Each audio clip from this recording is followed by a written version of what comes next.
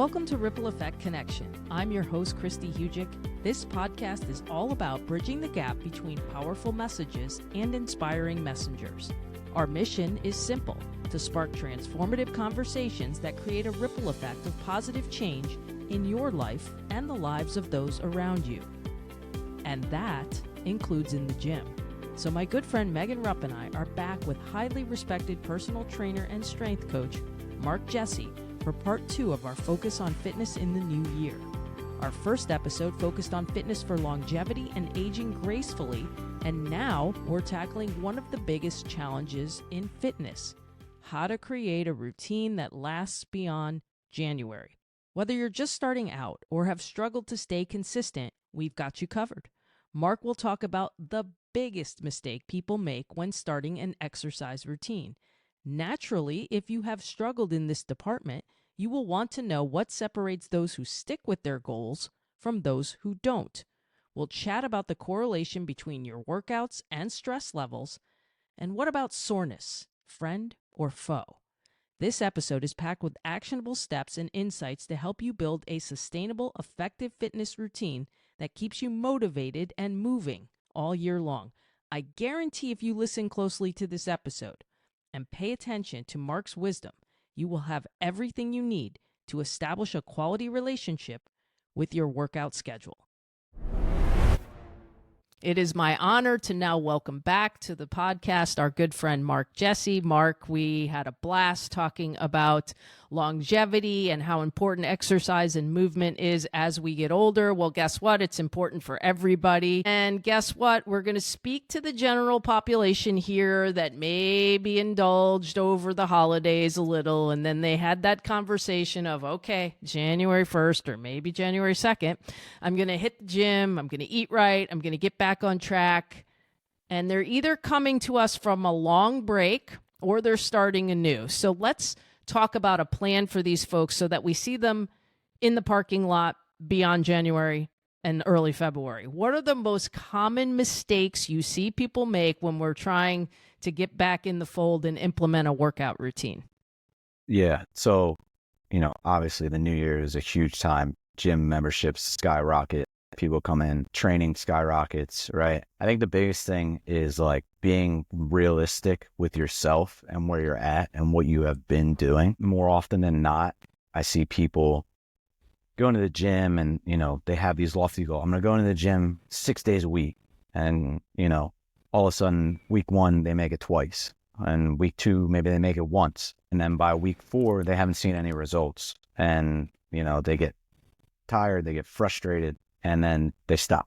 And so for me, the biggest thing is like, be realistic with your goals. Maybe your first week, you set that goal at 2 days a week, right? And you're just trying to build this habit of getting to the gym and being more active. And then you build on that. If you are successful in week 1, then maybe week 2, week 3, you say, all right, this time I'm going to try to go 3 days a week. Or maybe I'm going to go 2 days a week to the gym and one day I'm going to go for a long walk. And then once you start to kind of build on those habits and you're successful with those habits, I think it starts to build confidence, right? And then once you start to get a little more confident in what you're doing, it becomes less of a task and more of just a daily routine. And when that is accomplished, then, you're going to start to see results. It's not going to happen overnight. I mean, in today's world where everybody wants everything at the snap of their fingers, unfortunately, weight loss, physical fitness, they're things that take time, right? So it's something that you need to invest, 8 to 12 weeks, and then maybe you'll start to see some changes, right? So it's just being patient, being realistic, and being kind to yourself in a sense. It's easy to beat yourself up, and it's hard to get to the gym. It's hard to lift weights. It's not fun for most people. So just, be realistic and be kind to yourself and try to enjoy the process. Yeah, no, that's such great advice and leads me to my question because I have been, high school, college, I was not the athlete. Where I'm at now is totally different. I was not the athlete and I was that person who would start in the gym in January, fall off by February and be like, all right, I'm at where I'm at and this is life now. So I always like to ask the opposite of Kristi's question, and you touched on this a little bit, but tell us more. So the clients that you see very successful with weight loss, muscle gain, physique changing, or just overall like really working on their health. What secrets, everyone wants to know, what do you see that makes them stick with it? Why are they crushing their goals and the other person isn't? Is there something that you see in those people that you're like, yeah, this person's walking in my door today and they're gonna get what they want in 8 to 12 weeks? What do they have that's different than others? That's a great question. I mean, I think the mindset is the biggest piece of all of it, right? Like I kind of said before, like if you expect the results to happen overnight, it's just not how it works. So the people who I've seen be successful are the ones who are just, consistent, right? It's like, I say this ad nauseum with everybody that I work with, but it's just consistency over time equals results, right? So if you're consistently in the gym 2 to 3 days a week, and when you're in there, whatever your 100% is that day, and that's going to vary based off of how you sleep, how you eat, whatever happened the night before, the week before, your stress at work, your stress in life, your 100% is going to vary. But if you can give the 100% that you have that day in that moment, over time, you're going to start to stack those wins. And then the days that you feel really good, you're going to be able to push a little harder. And then that's just going to continue to lead to results, right? And, the more success you have there, the more success you have with your diet and your nutrition, you are going to see results. There's no secret in that like you have to be super consistent, and it doesn't need to be 100% every single day because it's going to vary. And, you're going to fall off here and there, but it's making sure that the valleys aren't too low and the mountains aren't too high. Kind of just ride the wave of, how you feel and where your fitness is at in that moment. I actually think you hit the nail on the head to do that, you have to set yourself up for success. So you can certainly relate that we can all relate to that. Someone's come in our door and thought they were going to work out 5 days a week, and they really don't have 5 days a week. So that is why it's one of the first questions we ask as trainers is how many days a week can you work out? Because someone who's trying to build muscle and can give you 5 days, well, then we can do splits. We can do all kinds of things with that. But if someone's only got 2 days, then maybe I need to create a workout that brings up our heart rate, but also works our entire body because that's what we have to work with. So I think that everything you said before goes into what Megan asked in the second question, because if you don't set yourself up for success, you're not going to come back, and you're going to realize that, hey, when you joined a gym that's 40 minutes away from your house and you're a busy person, it probably wasn't realistic to get to the gym. But if you have your weights at home and you train with Mark virtually, maybe that's more doable for you because you've only got 30 minutes and now you don't have a drive to and from. So I think you really hit the nail on the head. And then what do you recommend for people to track for their progress? What are the metrics that you're looking at to help people track their progress? Yeah. So that one kind of depends upon your goals, right? If it's weight loss, then obviously like your weight on the scale is going to be one of our main focuses. For a lot of people, that can be a bit frightening or overwhelming. And so, when you track your weight, I always recommend that if you're tracking your weight, we do it once a week. We try to do it relatively the same time and same day each week, right? We're not on the scale every single day. Your weight fluctuates a ton. You can fluctuate, 5 to 10 pounds in a day based off of what you ate, how you slept, what you drank, all that jazz, right? So if you're inflamed, maybe your weight's up. If you're dehydrated, maybe your weight's down. So making sure that we're consistent in when we weigh in, and then we're able to track that data, right? And over time, we have a month's worth of data. Over 6 months, we have 6 months of data, and we can see trends, right? And so that's one piece. Calories, if you're willing to and you're able to, then tracking calories is another piece that can help with weight loss, right? A lot of us don't realize it, but we either tend to overeat or we tend to undereat. There's kind of trying to find that happy medium of like, these are the macronutrients you need to hit. You should be eating this much protein and this much fat and this much carbohydrates, and so tracking that if you can, and if you're comfortable with it, can definitely help in the weight loss factor. And then if increasing muscle mass is something, or increasing strength is something. So with the training app that I use, it tracks your total volume and it tracks the lifts that we do, right? So we're able to see, all right, well, when you started, you were doing goblet squats with 25 pounds for 8 reps, and now you're doing 50 pounds for 8 reps, right? So you have gotten stronger, therefore you probably increase your muscle mass a bit. So I think it just kind of depends upon what that person is looking to accomplish and their goals, and then making sure that whoever you're working with is tracking the information that's most important to those goals.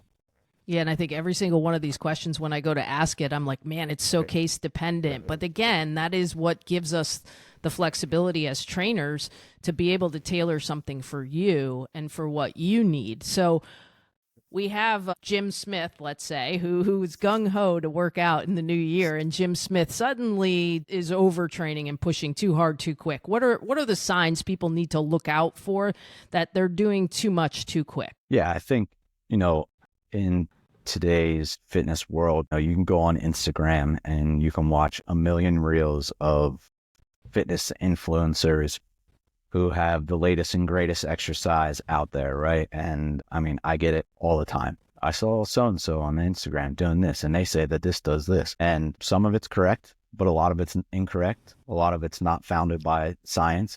I think the first and foremost thing is like soreness does not indicate the quality of the session or the training session, right? So in today's world, a lot of people are like, well, I wasn't sore from that last workout.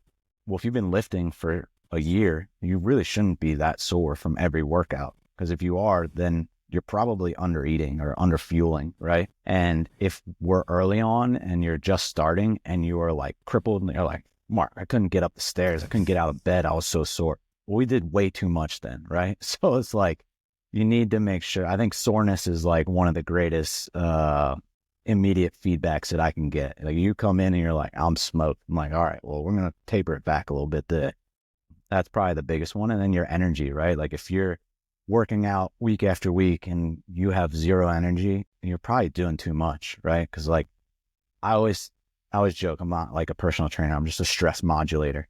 Okay. So like if you're really stressed at work or in life, right? And you come in and I crush you with a workout, we're just piling stress on top of stress, and that's not going to be positive, right? So, understanding your stressors in life and in the gym are really important as well.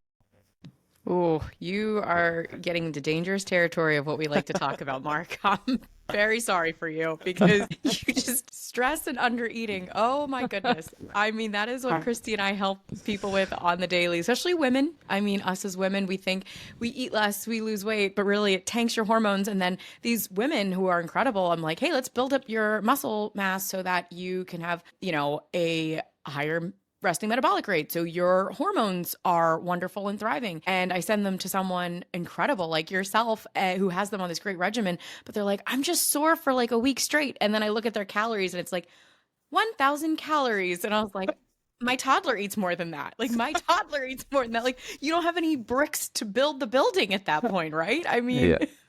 Oh, it's crazy. Yeah. I mean, I see it. I see it as well. I mean, yeah, I work with, a handful of female clients, female athletes, and fueling is like a big piece of what we talk about. And, some of the females that I work with are like marathoners, right? And it's like, well, we're doing this to supplement your running. But for you to perform at your best while you run, like you need to fuel. You need to have fuel before you go. If you're running for a long time, you need to have fuel while you're running. So yeah, that's definitely, I mean, and, again, you just kind of battle a lot of misinformation on the internet. But yes, the protein, the carbs, the fats, they're all good. It's just making sure that you're having the adequate amount. Yeah. No, thank you for touching on that because, Kristi and I will send people to you and you could send them back to us when they're not eating enough and we'll get their nutrition and you'll get their goals set, which it's just crazy. But, on that note of strength training, because again, I mentioned this in the last episode, but I fell in love with strength training a little bit later in life, a little bit later in my 20s, and it was a stress outlet and I loved the results I got. But, I think some of our listeners might be new to strength training. Maybe they've just been doing cardio for a while, like you said, or they've been doing marathons and races, and props to them. If I'm running, something's chasing me. So I don't run. But could you tell us, are there certain strength moves that you feel maybe everyone should be doing, even if they're progressed or changed in a certain capacity? So what strength moves should maybe everyone be doing, or you get the most bang for your buck with those strength moves? Yeah. So, I mean, compound movements kind of are like king of the weight room, right? So when I say compound movements, I'm talking about like deadlifting, squatting, different lunge variations, right? I think upper body lifts are good and they can help us develop certain areas, maybe problem areas that we're trying to target, right? If somebody wants to increase definition in their arms, then squatting isn't going to be the direct correlation, right? But when we do squats, when we do deadlifts, when we do lunges, we actually get a larger hormonal response from those lifts, right? So we increase our growth hormone production. And when we do that, then our body's ability to produce muscle mass increases. So making sure that you're hitting those bigger lifts. And again, it depends on where you're at, right? It doesn't mean that you need to be in the weight room hitting 1 rep maxes every time you're in the weight room, right? You could be doing it for, let's say 8 to 12 reps, depending upon what your goals are. But doing those lifts are really important. And, kind of going back to what we talked about before in the last podcast, like those are the lifts that are really going to help with the aging individual who is having, bone density issues of like sarcopenia. So those are kind of the lifts that I think are king. And again, it's just whoever that person is in front of you, it's finding a way to do those lifts safely and effectively. You also brought up, you touched on you guys brought up running. And that's always dangerous because the runners get so mad at me when I pick on them. So I promised them I'm not going to pick on them. So I kind of asked the question differently in a roundabout way. What is the balance? Let's talk about balance. This is a hot topic all the time, finding the balance between strength and cardio. How does someone determine the right mix for them? Yeah. So for somebody that's training for a race or a marathon, it's going to look a lot different, right? Like if you're training for a marathon, you're probably running at least 4 to 5 days a week, right? So with that, you need to balance that out. That's where the strength training comes in. Some of the corrective exercises like you spoke about, that's where that comes in. And the volume of lifting isn't going to be nearly as high as somebody who's just like a recreational runner. So the lifting needs to supplement the running in that instance, right? And it depends where you are in your training cycle. If you're a marathoner, so like if you're early on, maybe strength training is more of the priority. If you're later and you're closer to your race, strength training becomes secondary to your main focus, which is then running, right? It's just kind of supplementary at that point. But if you're just somebody who's a recreational runner who enjoys running, it's a stress outlet. I think it's a good balance is like if you can do your running in that like zone 2 cardio range, right? And you do that 2 to 3 days a week, okay? And then you're lifting, maybe 2 total body lifts a week, right? That's probably going to be more than enough to at least maintain and slightly increase some of your lean muscle. And then hopefully that helps to mitigate your risk of injury as well. You see how I baited him into that, Megan, so that I wasn't picking on the runners? It was Mark.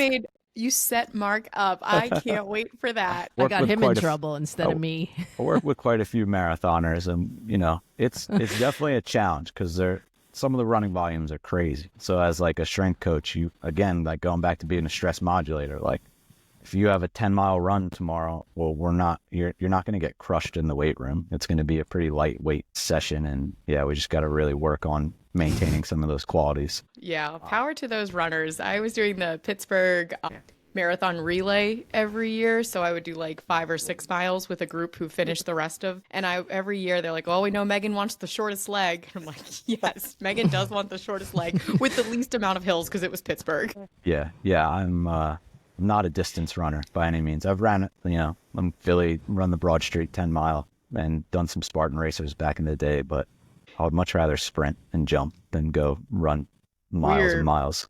We're on the same page there, which that leads me to the question I like to ask fitness professionals, because a lot of times in today's day and age, we are so busy. The average person is so busy. I get it. I work. I have a kid. Mark, you work. You have a kid. You get it too. Kristi's working 18 different jobs and wearing all the hats. So we all get it. But I always like to say that the time constraint, a lot of people will say, and they think that they have to go into the gym for an hour or 90 minutes, and it's kind of insane. So let's say my goal is weight loss. I want to look good and I want to be healthy. It's weight loss, physique a little bit. I only have 20, 30 minutes in the gym.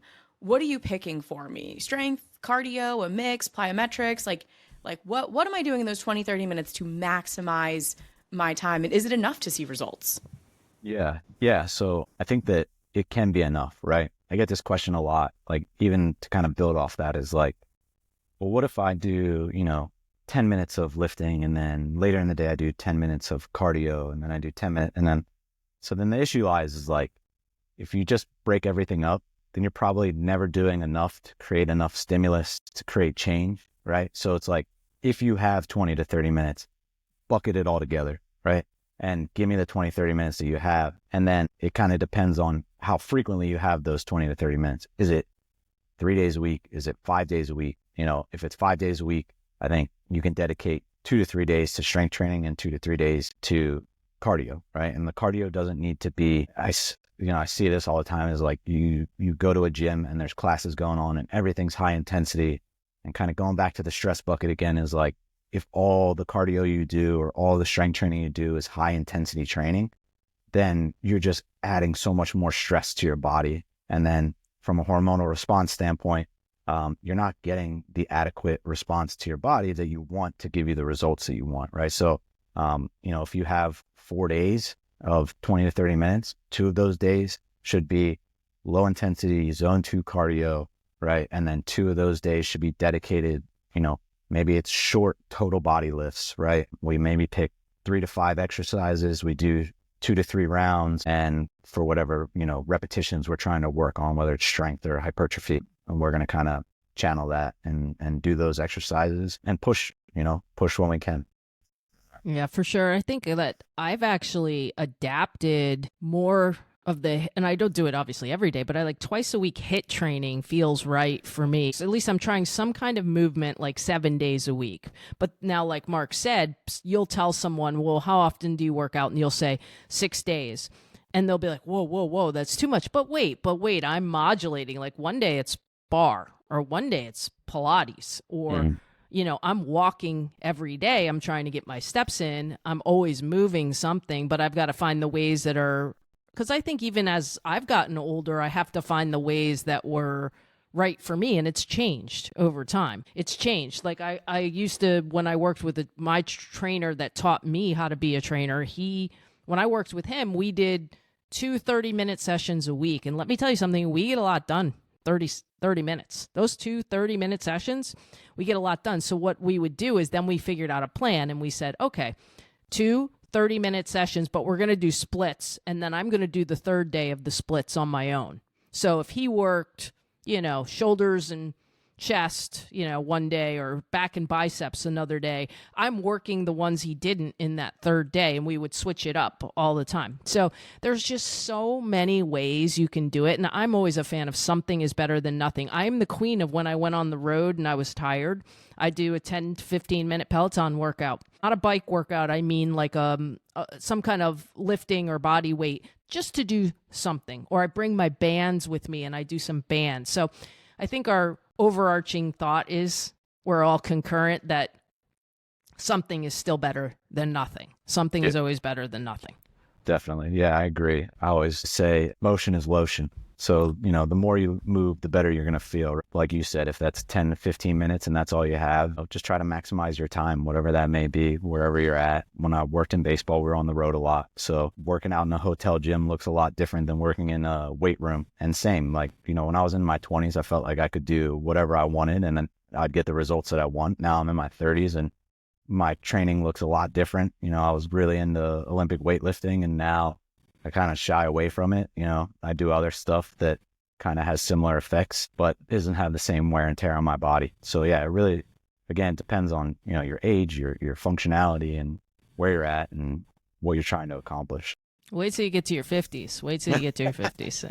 Gosh, the fact you just said in our 20s, and I was just like, yeah, I remember when we were in our 20s. I remember that. I would, eat, work out, and drink like no tomorrow. I don't. Maybe I shouldn't either. Yeah, it's very different. It's very different. Actually, there's some ways that I wish that I knew what, obviously I always wish I knew what I knew now back then, because I would have trained differently. There were some things that I was doing these agility drills in my basement all the time to train for basketball. And I was like, I think I was ahead of the curve on a couple things, and I used to work in a gym, but I mean, I didn't have any personal trainer knowledge, but I think about like what I used to do. And I'm like, man, that agility stuff, it did help me recover from my knee surgery and get back on the court and kind of get my quickness back. And I'm like, all right, we did some good things, but yeah, you wish you had all this information, but that's why we're here. giving it to people now. So we want everyone to benefit from it, and the science and the technology and just all the information and data we can get now is so great, and it can only help people. So Mark, I hope that you will come back and share more with Megan and I, because as I said before, we love talking fitness. So if you want to be our fitness guru that comes on and talks fitness with us anytime, you're always welcome back. I know you did this at the end of the first episode, but I want to, in case someone just listens to this episode, give them a sense of how they can contact you and get in touch with you if they need to. Yeah, for sure. So you can go to my website, landsharpperformance.co, or social media. I'm pretty active on Instagram at landsharpperformance, or my personal page is at Mark Jesse Training. And then, if you're interested in training, feel free to shoot me an email at info@landsharpperformance.co. Probably the best way. Awesome. Mark and Megan, thank you for joining. Thank you so much for having me. Happy New Year, everyone. Yeah, Happy New Year. And let's see you in the parking lot beyond February. Remember, that's the goal. That's a wrap for today's episode. Thank you for listening to Ripple Effect Connection. If you enjoyed what you heard, we'd love to hear from you. You can connect with any of us on social media and let us know what resonated most.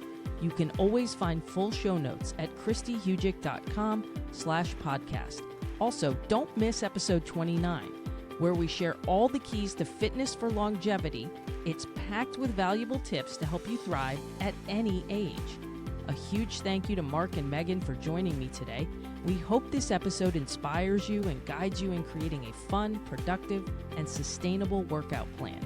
If you found value in this episode, please take a moment to like, follow, review, and share the podcast with anyone who might benefit. And a quick review on Apple Podcasts goes a long way in helping me bring more amazing guests your way. Stay tuned for the next episode of Ripple Effect Connection. Together, let's create waves of change.